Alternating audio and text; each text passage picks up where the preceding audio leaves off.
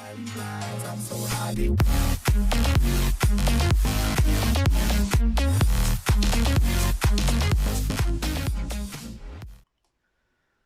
know which I prefer. Hello guys and welcome to a brand new video from me, Pickles Park Reviews. Now that little bit there wasn't me insulting the steelbook artwork in any way. I think both steelbooks are beautiful. However, I just want to illustrate the point that ultimately Series 6 just isn't as good as Series 5. Even though, in parts, it's pretty damn good. Now, obviously guessing from that statement, you'll have been able to tell that yes, I'm reviewing Series 6 in a very similar manner as to my Series 5 review I did a couple of months back now. Like with that review, it's part of my Doctor Who marathon I've been doing since the start of lockdown. I've been marathoning the revived run of Doctor Who. Now obviously in March I started with Series 1 and I've just finished up Series 6. Now this was particularly interesting for me because I'm unsure if I've ever watched Series 6 in order. Now this is because I actually started with Series 6. My first ever series was Series 6 technically. 2011 I was 7 years old and the first episode I watched was The Girl Who Waited. And then my first 4 episodes of Doctor Who was The Girl Who Waited, The God Complex, Closing Time and The Wedding of River Song. Naturally I went back and watched the other episodes, however I'm unsure if I've ever actually truly watched it in order. And obviously even if I did, I've never actually watched it in order, analysing it as a whole series, because I tend to not think of it like that with all the series. It's really weird to think of it as a whole series in terms of watching it as a whole series as I would now if it airs now, because ultimately that's just not what happened. I watched it when I was younger, just absorbing the episodes, so it's very strange to watch for all of these series in order as I would if it was being broadcast right now, and analysing it if it was broadcast right now, analysing the arcs and the character groups and the quality of episodes in contrast to the other quality of episodes in the series. It's a very weird thing to do. Ultimately I've been enjoying it though. My Series 5 watch along really opened my... I mean, I love Series 5 anyway, I knew it was my favourite series, but just watching it really showed me just that arc, man. The arc of the cracks in time is chef's kiss brilliant. I love the arc with the crack in time. On to Series 6, and this is a series that is lambasted for being too complicated. The arc is too heavy. This is, for most people, when Doctor Who started its decline, that it hasn't really recovered from. And yeah, there are elements of that. However, there are a few stigmas about this series that I disagree with, and I will explain that in this video. The first one I wanted to majorly disagree with is the idea that this series is really arc heavy, because it isn't. If anything, Series 5 is more arc heavy, but the thing is, Series 6 is structured in a way that from the outset it looks really arc heavy. The first half is very arc heavy, the arc features in pretty much every single story, but the second half really isn't. There's only 3 episodes out of 6 in the second half of the series where it's all supposed to be ending in a big climax, where the arc is actually mentioned. Let's Kill Hitler, Closing Time and The Wedding of River Song.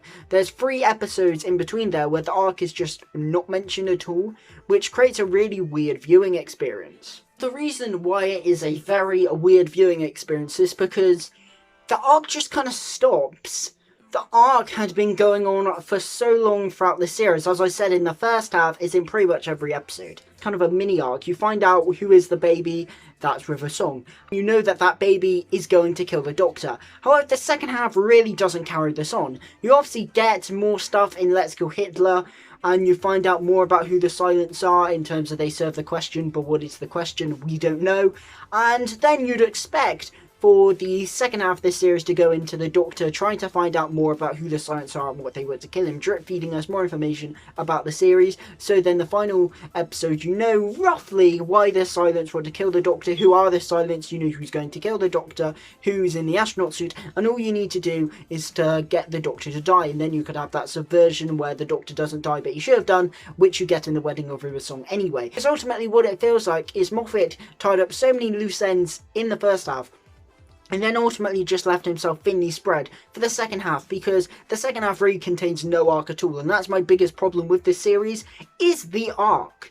The arc is a brilliant idea by Stephen Moffat, however he just doesn't orchestrate it or thread it well through. It's what the Cracking Time arc could have done if it wasn't so meticulously threaded throughout the series. And yeah, he's really tried to replicate that and not done it too well. On the surface, it should be a bigger arc than the Cracking Time, but because it's not threaded throughout the series, I think watching this series in 2 parts, but as one whole series rather than taking that break, it really highlights just the poor quality in terms of the arc of the second half, which is weird because I'd argue that the second half of Series 6 is better in terms of episode quality, but in terms of the arc, the first half is so much better. When this is supposed to be building up to this massive climax of the series, when your arc essentially goes in on hiatus in the 3 middle episodes, then ultimately it just ends up with a really weak climax, a really weak build up to a climax. In closing time, the Doctor mentioning he's going to die and how he's going to die really soon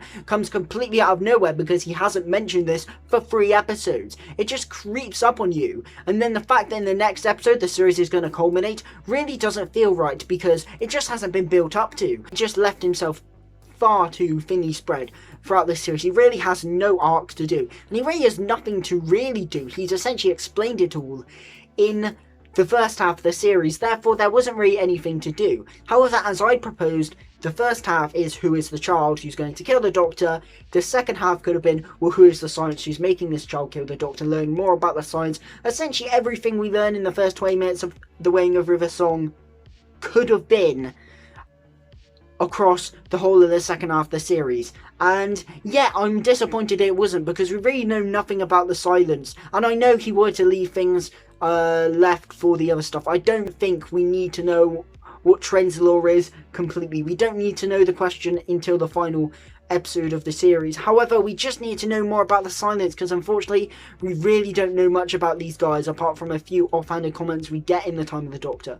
We really should have seen this, and I think that would have been a great thing to explore in the second half of the series to really keep this arc going. That's the only thing Moffat could have achieved, because he really tied everything else up in the first half of the series, but ultimately he didn't. He decided to condense that in the first 20 minutes of The Weighing of River Song, and ultimately had no real arc to explore in the second half of the series, and it really just makes the series feel so uneven, especially as this arc is a character arc. You can kind of get away with not having the arc relevant if it's a plot arc, but the thing is, this is more of a character arc. It's more about the Doctor dying, he needs to find out information, and it's more about seeing the progression from the Doctor at the start of the series to the Doctor at the end when he accepts his death.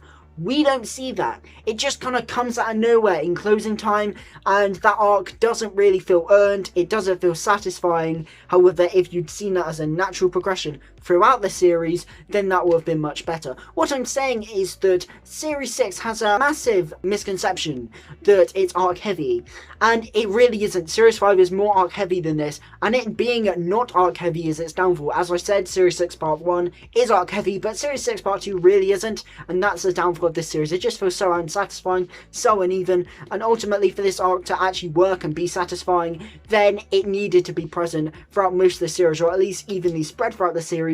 It isn't, and that's the series' biggest downfall. Ultimately, as we know, it all culminates in the Wedding of River Song, which I like that episode more than most people, but it comes as no surprise that I'm not really satisfied with the conclusion to the arc. However, I'll get onto that later. However, yeah, I'm not really happy with the conclusion of that arc, and that on top of that it's really unevenly spread across the series means that the arc is weirdly the worst takeaway from the series. And from many other series, I'd probably say that this series is actually really bad.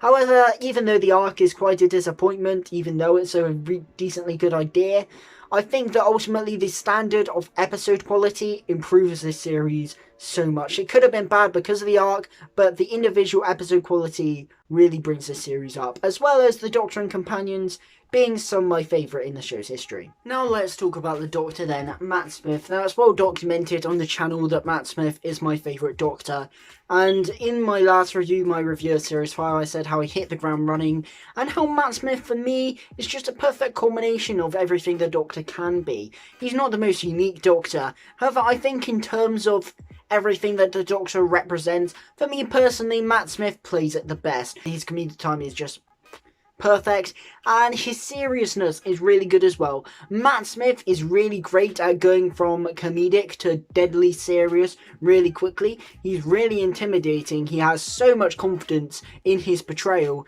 and Matt Smith overall just is everything I'd want in a Doctor. He's also really alien as well, and I said how much I love him in Series 5. He's perfect in Series 5. His portrayal is excellent. Not sure if I'd say he's better in Series 6, but something I would certainly say is he certainly keeps the momentum. He certainly is as good as he is in Series 5, in Series 6. He doesn't drop a ball. Some people would like to say that he's slightly more comedic and quirky in Series 6.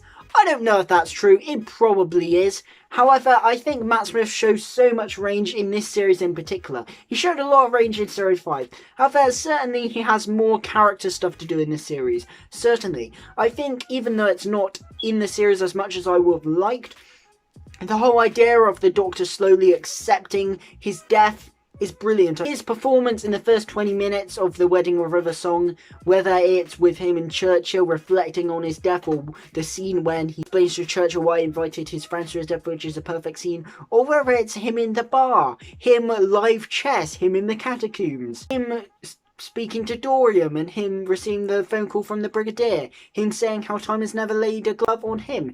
It's brilliant stuff. A great episode for Matt Smith is the Rebel Flesh and the Almost People, where he plays two doctors, and especially the parts where he has to play the Doctor when he goes a bit crazy and when he has to try and act reassuring and essentially tell Rory to step away from his wife and be very commanding in Almost, and you're kind of unsure about him.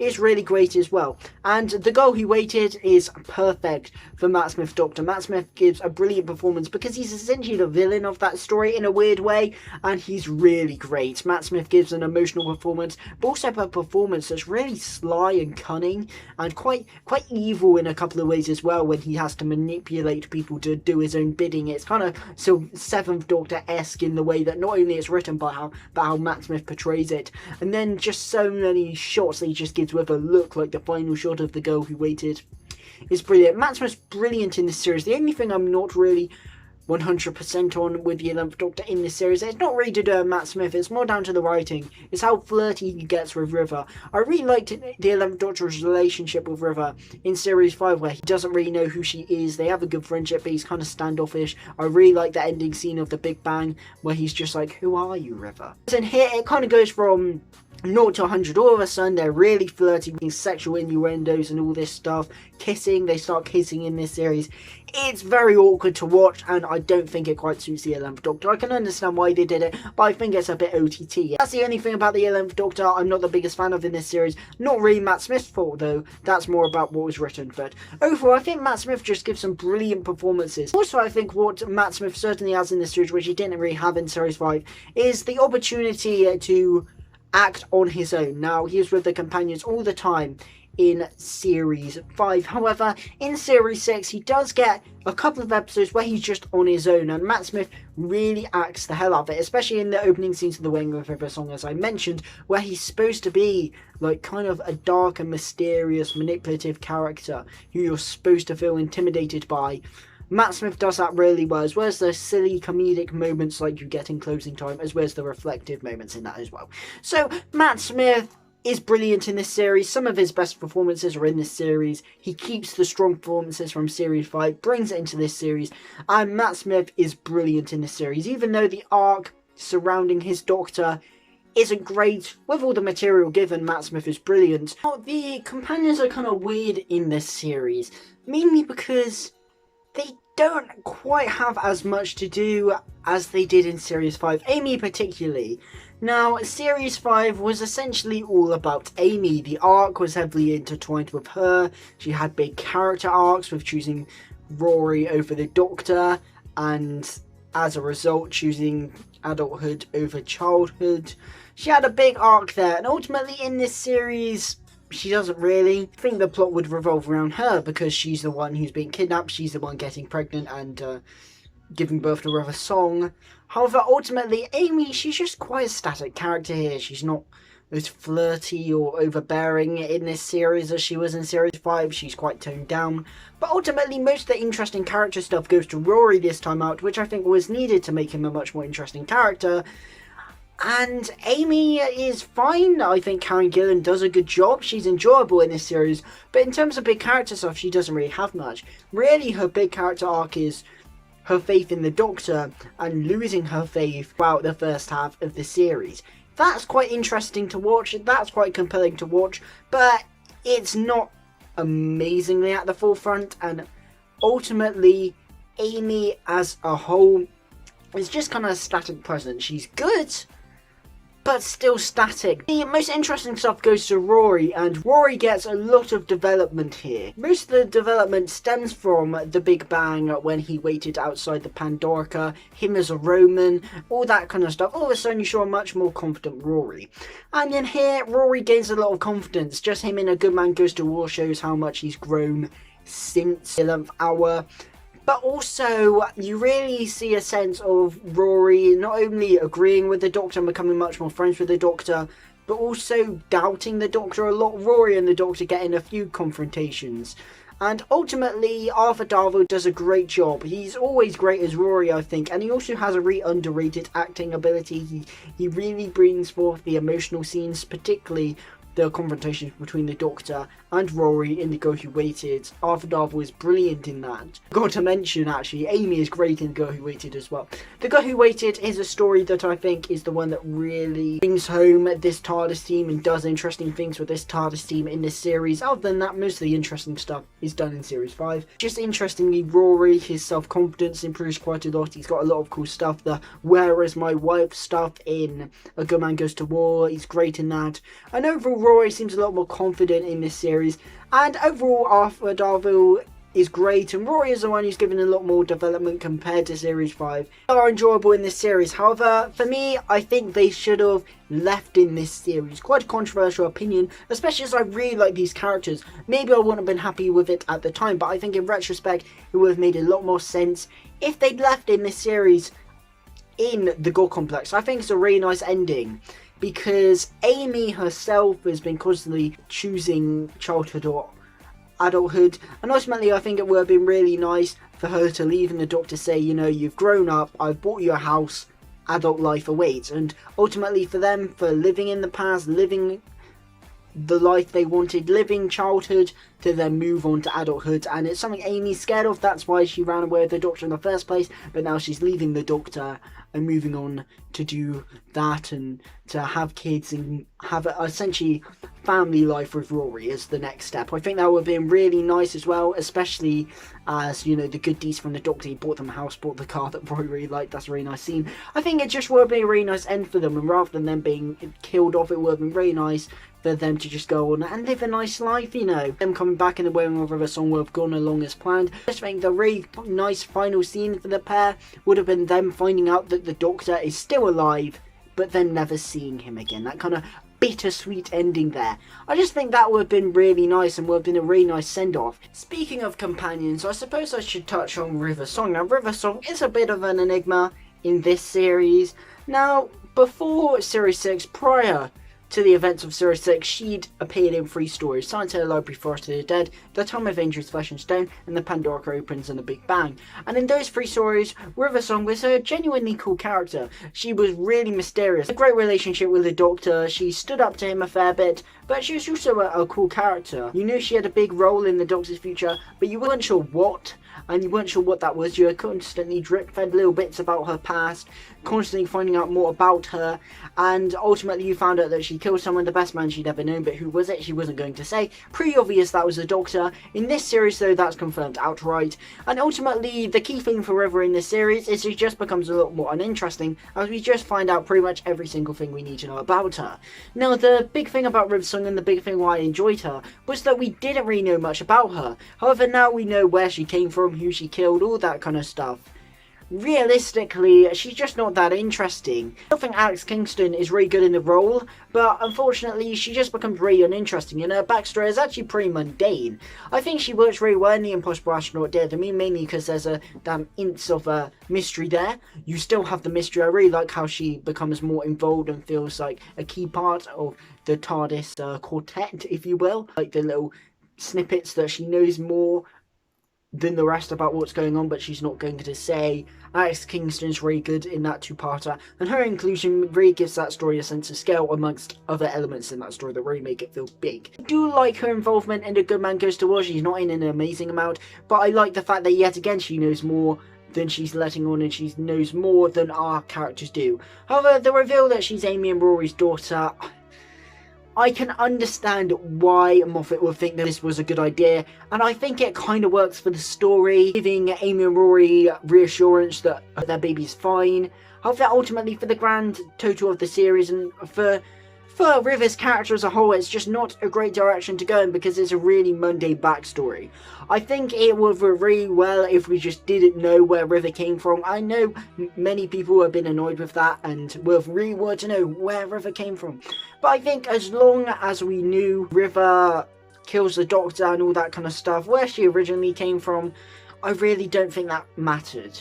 I can understand why Moffat went this way, and I think parts of it worked. I think it works for the interconnected nature of the series. Ultimately, I think that all works pretty well. I think the idea that River is Amy and Rory's daughter works well for the series. It works well with the silent song, and connecting all the bits together from that two-parter and A Good Man Goes to War, it makes it go, wow, that's really clever, and it makes sense. It connects with the dots, and it actually seems to have a pretty good reveal. But ultimately, in the long run, for River's character, it just makes her really uninteresting, and she's no longer that figure of mystery that she was in earlier stories. Now we know everything about her, and she's just not that much of a compelling character. And especially when you get episodes like Let's Go Hitler, which uses River for the sake of using River, yeah, she's just really cringy in that story, and that story doesn't really need to exist anyway. It's just a sense of River overkill. We didn't need to know that she went back on Earth and grew up as Amy's friend that we never heard of before. That's just unnecessary. Yet again, more stuff about River that we didn't need to know. We didn't need to see the physical regeneration into Alex Kingston's incarnation of River. We didn't need to see that.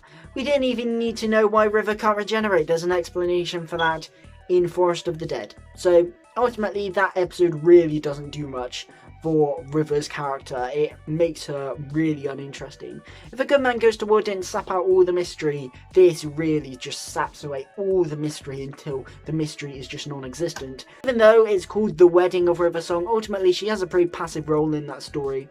So ultimately, River, it's all about her, but ultimately the character becomes less and less interesting, and the character gets less and less to do in terms of what's interesting across the series. It's a double-edged sword, because ultimately, while the reveal of who River is works well for the series, it makes her character very uninteresting compared to how interesting she was before the reveal. And also her flirtatious nature and her flirty moments with the Doctor. I mentioned this in the Doctor section, but ultimately it's just kind of cringe and unnecessary. From what I gathered in Science Library Forest of the Dead, it felt much more of a companionship type relationship rather than a like flirtatious relationship, and it's just kind of cringy to watch, especially with Matt Smith's Doctor. Some moments work, but other moments are just a bit uncomfortable to watch. I can understand Moffat wanting to explore more of River, and ultimately that is the direction he should have gone in this series, but he just explains too much, and especially in episodes like Let's Go Hitler, she just becomes so uninteresting because he just explains things that didn't even need to be explained, and ultimately just saps all the mystery out of River. The great thing about River was a mystery, and ultimately when that's not there, she's just not that much of an interesting character, especially when what's interesting after that is her relationship with the Doctor. I don't find too compelling because it's just all cringy, flirtatious stuff rather than that deep companionship that we got in Science Library Forest of the Dead. So ultimately, River, I kind of like that she's more integrated into this series, also kind of don't, because she becomes overused. Let's talk about some individual episodes then, because for a series where the story arc is really kind of weak, you'd usually suspect that the series would actually be kind of poor. However, believe it or not, this series is actually somewhat safe, not only from the characters, but mainly because the individual episodes, which I think are actually to a really high standard. Now, they're not on the same level of Series 5 where there weren't any bad stories. I'm not going to sit here and say that there aren't any bad stories in this series, because there most definitely are, and I will be pointing them out, because there are some episodes that actually kind of really annoy me in this series, and unfortunately we get the start of Matt Smith's bad episodes in this series, because there weren't any in Series 5, however in this series we get the first clangers of Matt Smith's era. However, there are actually some bloody good episodes in this series, and I think that's what really brings it up compared to some other series that have a poor story arc. Before I get into mainly Series 6, I'll briefly talk about A Christmas Carol. This is a really interesting Christmas special because I actually think it's a really good idea, and I think there are some really good elements of it. I think the whole idea of doing Doctor Who A Christmas Carol, but making it so the Doctor's going back in time and showing him his past but changed and all this kind of stuff, it's really interesting stuff. That's so clever from Stephen Moffat, taking a bog standard idea of, oh, Doctor Who does A Christmas Carol, and putting a spin on it, a really clever, tiny, whiny spin on it. What would have been a really good twist if the Doctor went back in time to try and make Kazran a good person, and it was ultimately revealed that he was the one who made Kazran bitter in the first place by making his relationship with Abigail. That's not really what happens. He does end up being bitter because of his relationship with Abigail, but ultimately that wasn't what was always going to be happening. He never knew Abigail before, so ultimately the Doctor just made him the same, apart from the fact he was just heartbroken.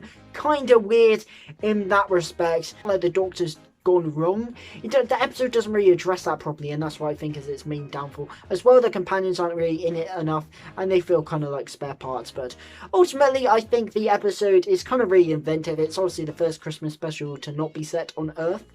And yeah, it's really inventive from Stephen Moffat. I think Matt Smith is brilliant in it. Matt Smith is brilliant in that story. Into the proper series, and the Impossible Astronaut Day of the Moon gets a lot of praise from people. And I agree, I think it's a really strong opening two-parter. Obviously the first time a series has been opened with a two-parter.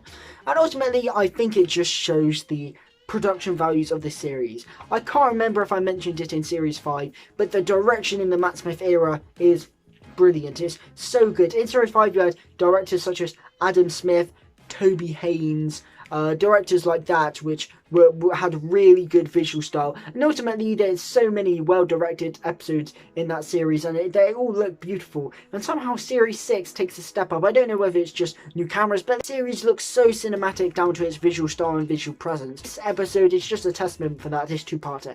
It looks beautiful. The American location filming just looks perfect. Ultimately, this episode just feels so big in scale. I think it was a great idea to take it to America. It's exploring the 1969 moon landing, which was one of my favourite time periods in history. When I was younger, I was obsessed with the solar system and the moon landing. I just think it's so interesting. I love that Doctor Who explored that in this story. I think it was a really interesting choice to go to America. A great sense of scale and a great sense of originality and uniqueness to it. The silence are the best they ever are in this two-parter. I think they're really good, really creepy. This is the only story that really focuses on them. But yeah, I think they're really cool as well. Their designs are really creepy. But what's more creepy is their gimmick, I suppose, in the sense that you forget them as soon as you look away and you forget that you see them. That lends to some really creepy scenes. Probably the creepiest the silence ever get is in that children's home scene. The story is really good, and it does a really good job of setting up the opening arc with the little girl and the Doctor getting shot. My only problem with it is the first part is really just all over the place in terms of pacing, in terms of structuring. It just kind of goes from one to the other. It doesn't really feel fluid, and you're like, oh, we're here, oh, we're here, oh, we're here. And it all just kind of goes a bit... I think it could have been paced a little better in the first half. However, I think the pacing certainly is nailed down in the second half. I think it's a really good standalone story, but I think ultimately it suffers from being connected to the rest of the arc, because what this two-parter doesn't answer doesn't really get an answer in the rest of the series, and ultimately there are some parts in this that get massively contradicted in the rest of the series. Even in the rest of the first half of the series, the whole idea that they're stealing a baby to try and kill the Doctor is really at odds with them in 1969 America, because ultimately the whole reason they want a spacesuit is to get the child in the spacesuit to kill the Doctor, and that they've been tampering with human history for as long as humans have even been around. That's a really creepy concept, but ultimately that really doesn't link to who the Silence end up being as a religious order and that they're from the future. Ultimately, I think the Silence could have really benefited from being their own villain and not connected to this arc. Then we get to the first clanger of Matt's run with the Curse of the Black Spot. Terrible episode. It's really bad, and it's not even like really awful. It's not like No Earth or Fear Her, which are just funny, that they're awful. This is just so boring. The episode looks bland. The pirates just have no personality. You don't care for any of them. The plot is really thin. Half of it is just spent aimlessly in the TARDIS for no reason at all. There's a couple of bits linked in there about the captain favouring gold or whatever and not being able to let it go, but it's like remnants of a character arc. It's not really substantial. And I think the biggest crime is just the Doctor has nothing to do. Matt Smith was written appallingly in that story because all he is comic relief. He's the main character. He's just used as a side character for comic relief. Ultimately, he doesn't have any serious moments, and he's characterised a bit like Jodie Whittaker is today, where he's just not really got any serious stuff to do. He has no real presence. The idea about the Siren being a nurse or whatever in that ship, it just doesn't make sense to me. And characters disappear between scenes and they're never seen again. It's a really poorly produced story, and it's just so boring and unenthusiastic, and that's what makes it so terrible. Doctor's Wife is an interesting one. It's one that my opinions have gone back and forth over the years. I watched it earlier this year, and ultimately I thought it was okay but a bit overrated. And I found it just really annoying. However, watching it in the marathon, I did really enjoy it. I think mainly I really enjoy the stuff with House actually. House is such a creepy villain.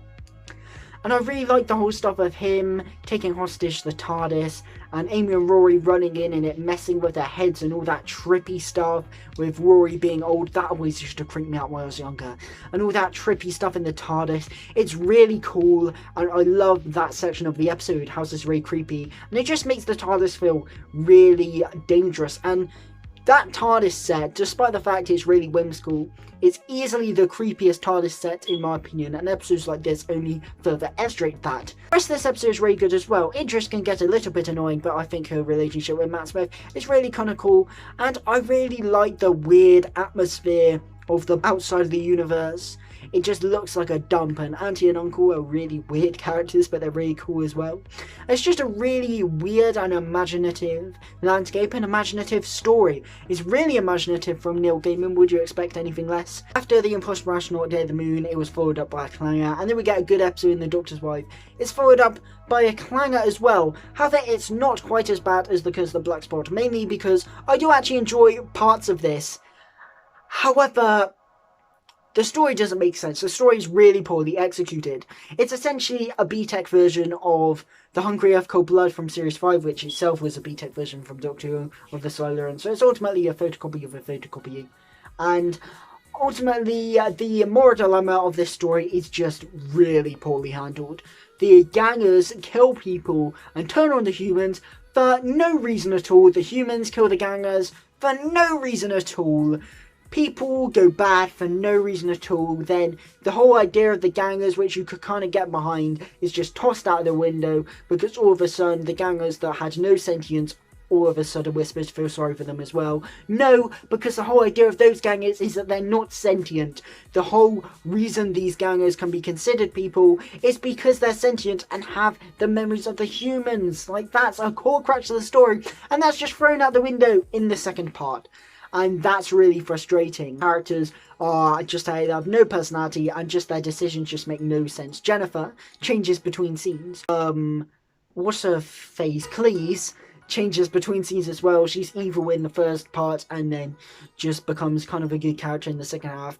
What I do enjoy it and why I'd say it's better than Curse of the Black Spot, I just think the performances are pretty good from our primary cast. Matt Smith is amazing in this two-parter. He plays two doctors and ultimately he is so good in this two-parter. He really saves it. He pulls up all the stops as two doctors and I think that's really good. Ultimately, I think its contribution to the arc as well is really good as well. Ultimately, the ganger doctor finding out about the death from Amy is really good as well, and I think the whole idea of Amy being a flesh duplicate the whole time, and the fact that the doctor actually knew that and that's the reason he went there, is really clever as well.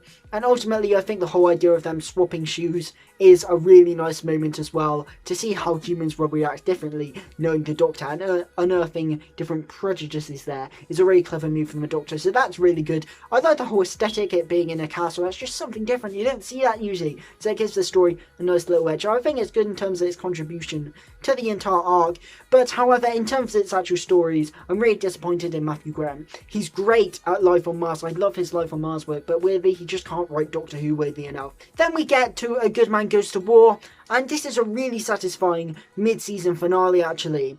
I think it's really cool exploring this thing of Demons Run and all these people that want to kill the Doctor, and I really like the idea that we don't see the Doctor initially. I like the idea that we assemble this team of people that we've never really met before but who all ODs the Doctor. I really like what this story does for Rory's characterization, and ultimately, yeah, it's really cool seeing the Doctor take Demons Run only for him to be tricked the same way twice. That's really clever from Moffat there. And he's not only tricked the Doctor twice, he's tricked us twice. We didn't even see it coming because it was so easy, and that's a genius twist.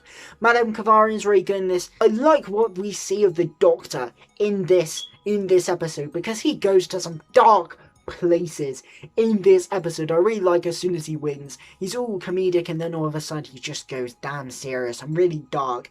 I'm really kind of sly and evil in this two-parter way. That Colonel Runaway scene is brilliant. You really see just the core of Matt Smith's Doctor there, because he's jovial on the surface, it's a charade, it's masking such a dark and evil persona inside, and that's what really comes out in that Colonel Runaway scene. It's one of Matt Smith's best scenes. It's a brilliant performance, and you see the darkness come through the facade of Matt Smith's Doctor. It's you can see the way I'm talking about it. I think it's a really good scene just thinking about it now. Karen Gillan's really great in this story as well. I think she gives some really good and heartbreaking performances there. And the whole story of Lorna, yeah, that's really good. The whole fact the Doctor's like, yeah, of course I remember you. And then at the end he's like, who was she? Oh, it's such a good twist. I think the Headless Monks could have ultimately been used a lot more, because they're just in this story. They're cool, but they really have no reason to be there. You could swap them out with the silence and not much would have changed. Ultimately, I think the end, it's a bit too committed. The Doctor's like, well, this all, like, darkness happened and people died, but hey, I know where your kid is, so I'll go find it now. Everyone's happy. Yeah, that's a bit forced. And ultimately, the River Reveal, I think, works in this story. Doesn't really work elsewhere though. But ultimately, I think what this story does for the characters and for Matt Smith's Doctor, it's a brilliant mid-series finale. The arc is heavily integrated into the first half of the series, but I think it really works well for keeping momentum and exploring it more. And the whole idea of who is this child, what's happening with Amy's pregnancy, and the twists and twists and twists you get, it's Moffat as his best, I'd argue. And he does what he does with Series 5 in the first half of this series. I think it works really well. It's just a shame that this level of dedication towards this series arc didn't follow through in the second half, because if it did, I think we would have got a brilliant arc on our hands. But in terms of the arc, and essentially in terms of the general series, the second half is worse, and the second half is mainly where the problems with the series in terms of the arc come down to. However, on the flip side of that, in terms of episode quality, I'd argue that the second half of the series is actually better than the first half of the series, because the first half of the series is better in terms of the arc, but in terms of the individual episodes, it was a bit hit and miss. Whereas in the second half of the series, controversially, I'd argue there's only one bad story in it, and that's Let's Go Hitler. Now, Let's Go Hitler is a really pointless story. It did not need to happen. There's nothing that we learn in Let's Go Hitler, apart from the fact that there's a question that the Silents want to never be answered. Apart from that, everything we learn in Let's Go Hitler we either already knew or didn't need to know. We didn't need to see all that stuff with River and all that stuff, the male stuff. It's ridiculous, and the story has no reason to be there. The Tesseract, kind of a cool concept, but did it really need to happen? Not really. Hitler completely wasted. That idea of the Doctor accidentally saving Hitler, that's a really interesting idea. What does the episode do? Literally lock it in a cupboard. So ultimately, Hitler, whom the episode is titled, is barely in the story, and River is our cringiest in the story. And yeah, the episode is ultimately really pointless. It only serves to A, introduce the question aspect, and B, introduce the Tesseract. And both of those things could have been either introduced in other stories, or with the Tesseract could have just not been introduced at all. Nothing really happens in this story, and yeah, it just didn't need to happen, and it's a really poor opener for the second half of the series. We get to Night Terrors, and I actually enjoy Night Terrors. There seems to be a weird wave of hate for Night Terrors. I don't understand it. It's not an amazing story, but I think it's one of Mark Gatiss' better scripts. And I just think it's a really cool idea. Again, Matt Smith is really good in this story. I love his relationship with Daniel Mays. I just think he's got so many good moments in here. I think this episode does a really great deal of making the ordinary feel scary. In that sense, it feels like a bit of a Moffat script. And I feel like Gatiss took what Moffat did and tried to make it a whole episode. And while it doesn't always work, I can see what he was going for there. However, I do have some problems with it. Mainly the whole reveal that Claire can't have kids comes out of nowhere. We haven't seen those photo albums where Claire is not pregnant but should have been. The episode makes out we have, but we haven't really. So that big reveal just kind of comes out of nowhere. And as well as that, the dolls are creepy as hell. I love the design of the dolls. They're really creepy. However, contrary to what I believed in my mind before rewatching it, they're not in it enough. They're barely in it and they've got no real connection to the overall plot. They should have been in it so much more because they're so creepy and they'll advertise so much, not just in regards to this episode, but Series 6 in general. The dolls were advertised the hell out of, but ultimately their presence in this episode is just kind of very minimalist and they should have been in it a lot more because they're really creepy. But other than that, I think Night Terrors, it's not an amazing story, but in terms of its performances and raw ideas, I think it's just a really enjoyable story and a really good bog standard but enjoyable Matt Smith story. I can understand why it's forgotten about because it doesn't really stand out amongst Matt Smith stories, but I don't understand the hate towards it, to be honest. It's just kind of an episode, to be honest. It's kind of enjoyable. We get to The Girl Who Waited, obviously continuing the trend from Night Terrors of not mentioning the arc in any shape or form. But The Girl Who Waited, as I mentioned before, is a tremendous episode in terms of what it does for the TARDIS team. This was actually the first episode I ever watched. 7-year-old me sat down to watch The Girl Who Waited. Weird first episode, I know, but I have a bit of nostalgia for it. Really brilliant visually. The White Rooms is really great. Nick Horn did try his job directing this. I remember when I was 7 just thinking this looks so grown up and abstract.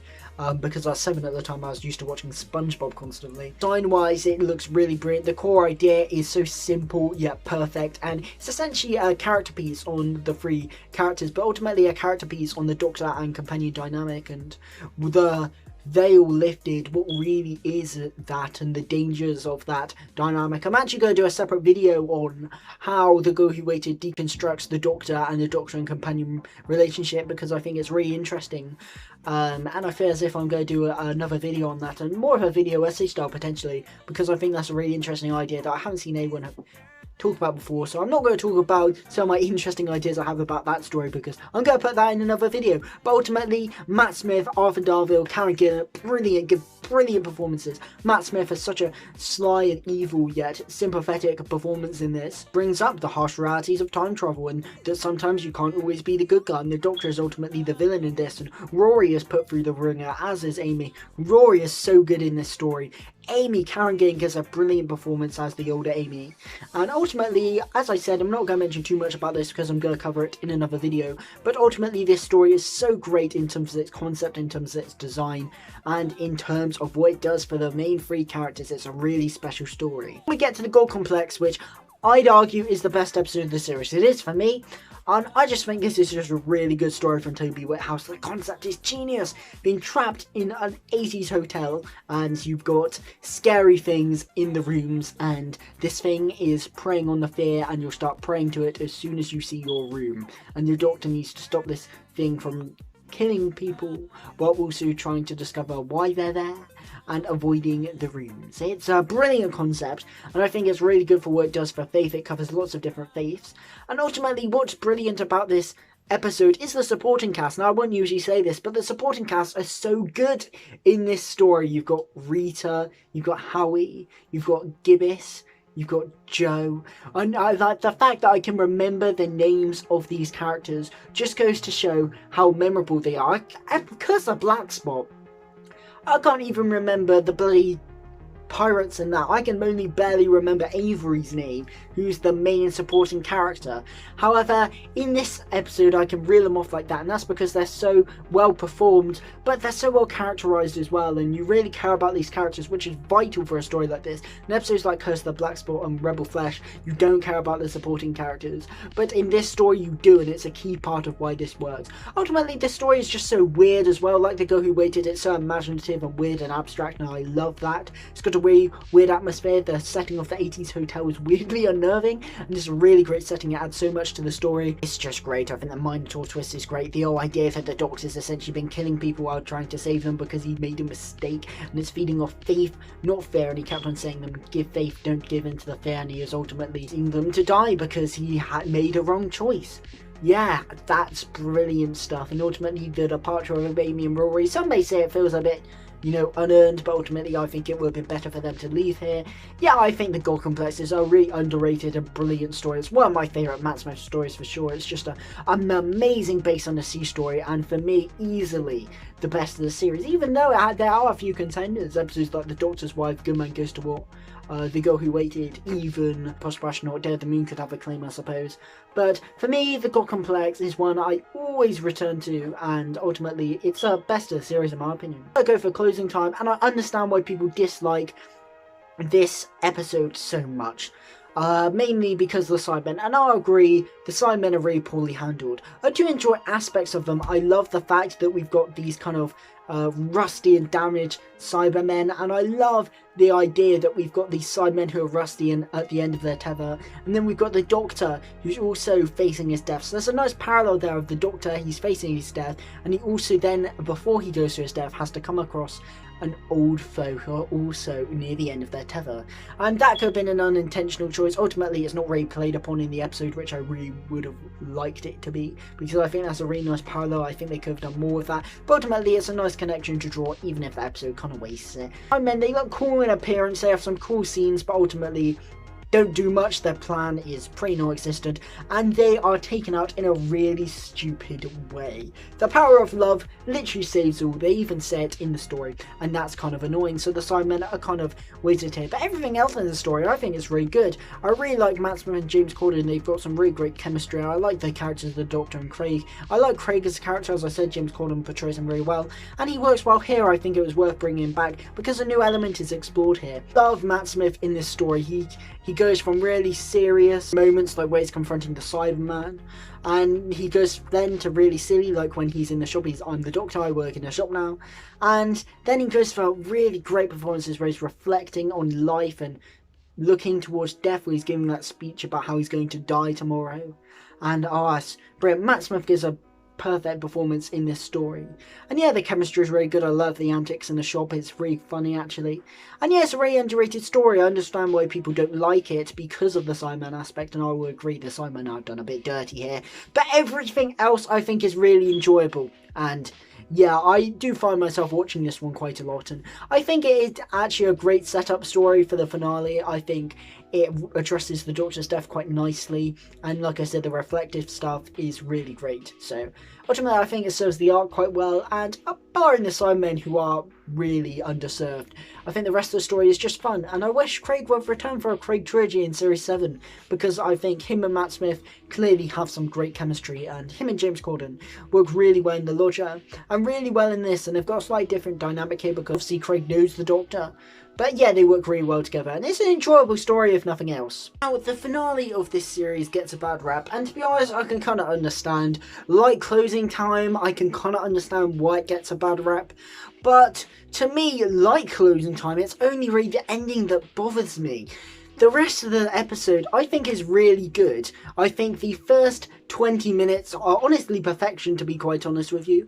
I think the whole idea of all of time happening at once is a really cool idea, and although it's kind of underutilized in this story, it gets some brilliant set pieces. I love the weirdness of the first half of the story with, you know, Churchill's there and all this sort of stuff of all of time happening at once, cars on balloons, trains going into pyramids, pterodactyls in Hyde Park, all this mental stuff, the Doctors, a Super Saiyan, a beard, and yeah, it's all kind of really weird. I love how weird this story starts off, and you're kind of confused at first. Yeah, it's really imaginative from Moffat. I think that works really well, and I love Doctor going alone, going to these weird locations, looking for information about the science and trying to find out why he's going to die and why the science want him dead. It's really good, and I really like it, just the Doctor going to these dark and weird locations on his own and meeting these weird characters. It's something we haven't really seen before with the Doctor, but the fact that he doesn't have any companions, he's just on his own hunting for information. I think that's really cool. Those scenes are really cool to me, and the whole stuff with him going to live chess, going to the catacombs, going to Box of Callisto or whatever they're called. Yeah, those scenes are really cool, and him hunting for information, then he meets Dorian, is really cool. And Matt Smith's brilliant in this episode, and this whole idea of Matt Smith, and he goes on that big rant about how time has, you know, never laid a glove on him, and then when he receives the call about the Brigadier and how that convinces him to accept his death. It's a really touching scene. I know a lot of people don't like the Brigadier tribute, but ultimately I think it's a really touching scene. And then you get the speech of the Doctor to Churchill about why he invited his friends to his death. It's brilliant stuff. And even when you go into the pyramid with Amy, and that's all really cool as well. I think the image of the silence all on the tanks is really cool as well. I think the explanation for the eye drives is really interesting as well. And I think that's all great stuff, and the whole idea of the Doctor need to convince River to let her kill him is really interesting as well. I think the only problem with this story is essentially the ending. And the ending to this whole arc is just the Doctor was in a Tesselector. That's really crap. And to be honest, there wasn't really a way you could resolve this arc without being a cop-out. But in my opinion, the episode being a cop-out isn't because the Doctor's in the Tesselector. It's that the Doctor orchestrated his own death himself. And the whole thing of the Doctor learning to accept his death is ultimately just written over. And it's like, psych, no, he didn't accept his death. He planned it the whole time. And that's really bad because it undermines the journey of the Doctor across the series. That's why it's bad. It's not the raw image of the Doctor in the Tesselector. It's the idea that undermines his emotional growth. Not only throughout the episode, but throughout many episodes, throughout the whole entire series, in fact. That's what's really annoying, that it undermines that. And ultimately, the series ends on a really weird note. And yeah, it sets up more, but it does exactly what The Big Bang does, is end it on teasing you for the next series about what questions it hasn't answered and that you'll find out the answers. But ultimately, it just feels really forced, and the whole idea of this big thing about the Doctor dying is just swept under the rug, really. It's a really poor conclusion. Now, as I said, the episode had been so strong up until that point, it just undermines everything, and that's a massive problem. As I said, it's not the raw idea of the Doctor being in the Tesselector, it's the fact that the Doctor essentially didn't accept his death at all, even though you were led to believe he had, and it was a really nice character moment. Some of my favourite scenes in Series 6 are to do with the Doctor accepting his death, and ultimately that goes nowhere, and that's really annoying. My personal idea for how to improve it is built on the idea that the Doctor thinks the universe is better off without him, but the universe doesn't agree, and that the Doctor actually has so many people whose lives he's touched that don't want him to die and want to help him, and that his friends are his biggest asset, and he just needs to realise that. That is what River says and represents in the Wedding with River song. My idea of how the Doctor would survive his death would be built upon that, because I think there's no way you could have this without it being a cop-out, because ultimately the whole idea of how did the Doctor survive his death when he was clearly shot dead, there's no way that he's going to survive that isn't going to feel like somewhat of a cop-out. But ultimately my idea would be that the Doctor would be a flesh duplicate, but he doesn't. It's very similar to Amy in the first half of Series 6. He's a flesh duplicate, but he has no idea he's a flesh duplicate. So essentially, River and the companions kidnap the Doctor, put him into a flesh duplicate, but he's all unaware, just like Amy is in the first half of the series. And therefore, he does accept his death. He thinks he's about to die, and then he wakes up in the controller somewhere, and he's like, "What? Why haven't I died?" And then it's revealed that companions actually devised a plan to save him, and the peoples of the universe devised a plan to save him. So the Doctor did think the universe was better without him, did accept his death. That's not undermined, but the whole fact that the universe doesn't agree and they saved him. Personally, it's not perfect, but personally I just think that would be a much better way to end the series, and it wouldn't have undermined all this stuff. It wouldn't have undermined the Doctor's character growth, because that still would have happened for him, and it would have built on more the fact that the Doctor thinks the universe is better off without him, but the universe doesn't agree. I think that would have been great. However, obviously it didn't happen. Overall, the episode, the finale, it's a weird one. It's the first one-part finale we've ever had. It's a really abstract and weird and imaginative finale. It's not straightforward like pretty much all the other finales. Even the Pandora opens and the Big Bang looks pretty ordinary compared to how the Wedding River song is set up. However, it's just that ending that undermines it all, and obviously that's my idea of how it could have been improved. Ultimately, it just ends the series on a bit of a damp squid, really, because it has had some brilliant episodes, and I think the Doctor and TARDIS team are really good, and Matt Smith gives some great performances, and the arc has a good concept, but ultimately it's the arc that really lets this series down, because it's how it's threaded throughout the series is just not great, particularly in the second half. It feels really jarring and uneven, and then how it ends is just a massive disappointment. So ultimately that's what lets this series down. For all Series 6, it isn't as good as Series 5. It was hard for it to ever be as good as Series 5. And ultimately, the episode quality is worse, the arc is worse, but it still has good moments. I think the Doctor, Matt Smith, is excellent in this. I think the companions are pretty good in it as well. And ultimately, I think the arc has good ideas, it has good potential, but it ultimately isn't threaded well enough throughout the series. It ultimately ends up being really jarring, especially in the second half, where it just disappears and then comes back right at the end. You're like, oh, where did this come from? It feels really jarring, and it doesn't build on that strength of Series 5 of how well the arc is threaded throughout the series, because the arc is just not threaded well throughout the series in Series 6. And its conclusion, unlike the conclusion in Series 5, it just makes you feel a bit bummed out, because you're like, why did I invest my time in this for it to ultimately be wrapped up in such a poor way? However, that being said, as I said, the Doctor TARDIS team brilliant, and ultimately I think the quality of the stories, why it isn't as good as Series 5, you have about 3 bad stories in there, which you didn't have in Series 5, you had no bad stories in there. You still have some brilliant stories like The Impossible Astronaut, Day of the Moon, The Doctor's Wife, A Good Man Goes to War, The Girl Who Waited, The God Complex, and even stories like Night Terrors and Closing Time and The Wedding River song to some extent aren't terrible stories, they're still very enjoyable. I think the quality of stories, there are some really good ones in that, and that's ultimately what saves this series from being quite bad, because the arc, you know, as much as I do enjoy parts of it, it does end on a pretty bad note, and ultimately that would be what would usually a series fail, because the arc ultimately failed, because even though I like parts of the arc, ultimately you're looking at how satisfying the arc is, it isn't very satisfying. But I think it's the raw quality of stories that really saves this series, and ultimately the performances are really good.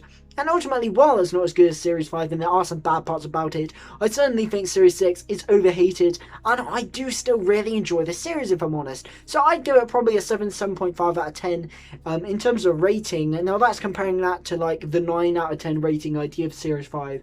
As I said, it's not perfect, it's got bad elements in it, but ultimately I still really enjoy Series 6, and I enjoy it probably more than most people. It's certainly overhated, and while it has bad elements about it, it certainly has some terrific moments about it too. But what do you think of Series 6? Drop your thoughts in the comment section below, I'd be really interested to hear them. And thank you guys for watching this very long video on Series 6. I didn't anticipate it being this long. I'm not actually sure how long it's going to be. I'll have to figure that out while editing, but obviously you guys will know. Watching, I didn't anticipate it being this long, but that's how it ended up being. I just have so much to say about Series 6, so I think it's such a fascinating series to talk about. It's just a very weird series. This video is called Doctor Who Series 6 is weird television. It's just a very weird series. It's not bad, just very strange, and I think it's certainly interesting to talk about. But anyway, that was my thoughts. What do you think? Do you agree? Do you disagree? Whatever, drop your thoughts in the comment section below. And thank you guys for watching, and of course, a goodbye, Geronimo.